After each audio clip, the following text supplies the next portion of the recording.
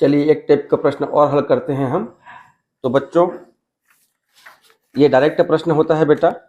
यहाँ पे हम पढ़ते हैं, यहाँ दिया गया है यदि एक घनाभ की लंबाई 1 मीटर है। अब घनाभ पूछा है तो घनाभ कहते ही हमारे दिमाग में आना चाहिए घनाभ बराबर क्या होता है बच्चों। घनाभ है ना, घनाभ जानते हैं लंबाई चौड़ाई ऊंचाई अलग अलग होती है। तो इसकी जो लंबाई दिया है बेटा, लंबाई दिया है बच्चों 1 मीटर। लंबाई कितना दिया है? 1 मीटर दिया है। आगे कहता है चौड़ाई 50 सेंटीमीटर। इसमें हमको चौड़ाई दिया है बच्चों 50 सेंटीमीटर और ऊंचाई दिया है बेटा 20 सेंटीमीटर। हमको यहाँ पे 3 राशि दी गई है ना। लंबाई 1 मीटर, चौड़ाई 50 सेंटीमीटर और ऊंचाई दी गई है बच्चों 20 सेंटीमीटर। 3 ठो राशि दी गई है। अब इन तीनों राशि से हमें घनाभ का आयतन निकालना है। तो हम यहाँ गड़बड़ी हो जाती है बेटा। हम यहाँ ध्यान से देखेंगे कि क्या जो तीनों राशि दी गई है, लंबाई दी गई है, चौड़ाई दी गई है, ऊंचाई दी गई है, क्या तीनों का मात्रक समान है क्या? तो हम देख रहे हैं यहाँ लंबाई मीटर में दी गई है, चौड़ाई सेंटीमीटर में दी गई है और ऊंचाई सेंटीमीटर में दी गई है। तो घनाभ का आयतन तब तक नहीं निकल सकता बच्चों जब तीनों का ना बेटा मात्रक समान नहीं हो। तो यहाँ पर हमको तीनों के मात्रक को समान करना है।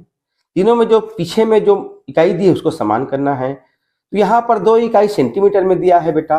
तो चलिए जो 1 इकाई मीटर में दिया है उसको हम सेंटीमीटर में बदलते हैं। तो 1 मीटर में कितना सेंटीमीटर होता है बच्चों? तो 1 मीटर में बेटा 100 सेंटीमीटर होता है। तो हमने यहाँ पे निकाल लिया कि लंबाई जो 1 मीटर है वह 100 सेंटीमीटर के बराबर होती है। अब आ गया लंबाई 100 सेंटीमीटर, चौड़ाई 50 सेंटीमीटर और ऊंचाई 20 सेंटीमीटर। अब हम यहाँ सीधा सूत्र लिखेंगे बच्चों, घनाभ का आयतन बराबर घनाभ का आयतन। तो घनाभ के आयतन का क्या सूत्र होता है बेटा? लंबाई गुणित चौड़ाई गुणित ऊंचाई घन इकाई। इसका सूत्र होता है बेटा लंबाई गुणित चौड़ाई गुणित ऊंचाई घन इकाई। लंबाई दिया है 100, चौड़ाई दिया है 50, ऊंचाई दिया है 20, घन यहाँ रहेगा। इकाई में क्या दिया है बच्चों? सेंटीमीटर दिया है। तो ये हो गया बेटा 100 गुणित 50 गुणित 20 घन सेंटीमीटर। अब हम गुणा करेंगे बच्चों तो 5 दूने 10, 10 हो गया। अब देखते हैं कितने शून्य है। यहाँ एक तो शून्य, यहाँ एक तो शून्य, यहाँ एक तो शून्य, कुल 4 शून्य है।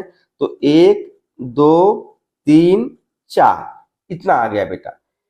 सबसे पहले संख्या को गुणा करेंगे तो 5 दूने 10 एकम 10 और पीछे के शून्य है 1 शून्य 2 शून्य 3 शून्य 4 शून्य।